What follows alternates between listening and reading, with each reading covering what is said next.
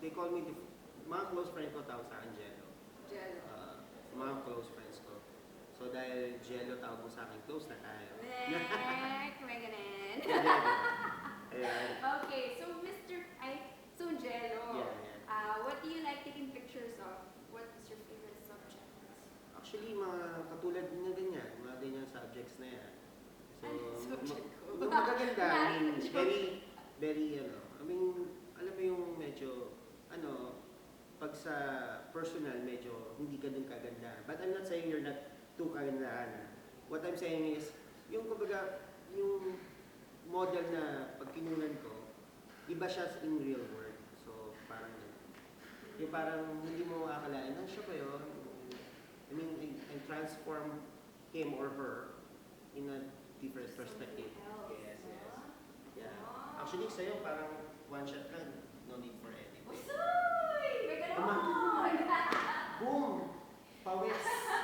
Boom! Pawis! Yeah. So, what's your favorite genre? Like, do you take fashion photography? Actually, now I'm involved with Rocky Gatterhole, which is international fashion designer. So, medyo nag-influence ako dun sa nakikita niya sa mga idea niya, concept niya. So, more on fashion, I think.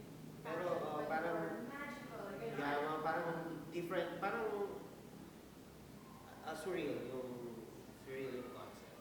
Yung gusto kong na gano'n parang napafascinate na ako sa Dati, medyo landscape, medyo So, while I'm starting, syempre, everybody's growing and developing their skills. So you're exploring more of Oo. fairy tale. Actually, I consider myself still as a beginner. I'm still learning.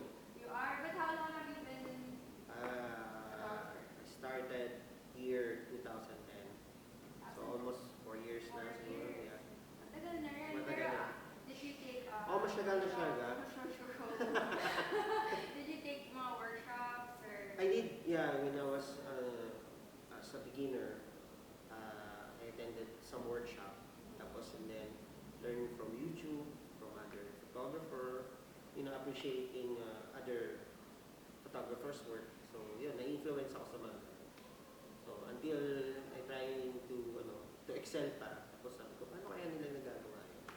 So, medyo, try it out. yeah, na-inspire ako And you sa make mga. it your own, Yes, okay. with my own version. Yeah, your own version. Yeah. So, parang masaya sobra, no? Yeah, saya talaga. Yeah. Saya. Sobrang saya, di ba? Right? Right. Okay. No, but in all seriousness, is it sometimes hard to be a photographer? Actually, it's different for being a photographer to differ from artists. So, medyo malawak yung artist. But yung photographers, one genre lang is taking photos. Sometimes, because medyo mabilis ang facing ng technology. So, hindi ko na ma-differentiate kung if you are a digital photographer or artist or for being a photographer. Basta ang alam ko, masaya ako sa ginagawa ko, that's it. So, mas prefer ko yung tinatawag na artist rather than to say photographer. Yes. So, artist pala sa Yeah. Gusto ko kasi mag-model before, kaso hindi kinaya ng powers ko. Sabi ko, doon na ako sa ng camera.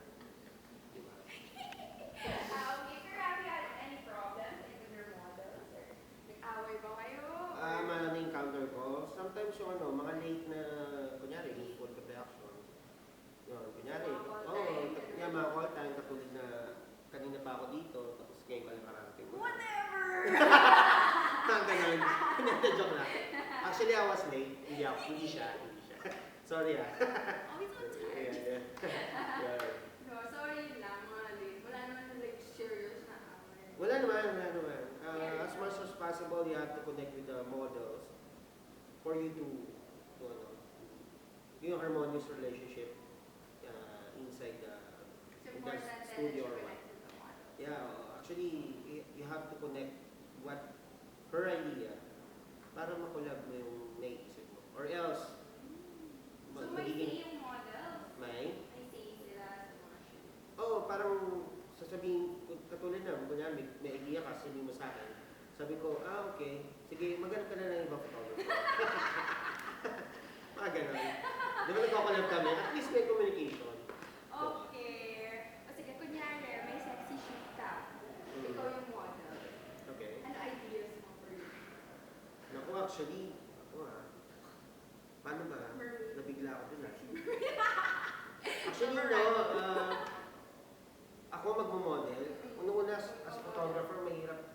Gaya nung sinasabi ko sa iba na mahirap mag-portray or mag-pose sa harap ng camera. Lalo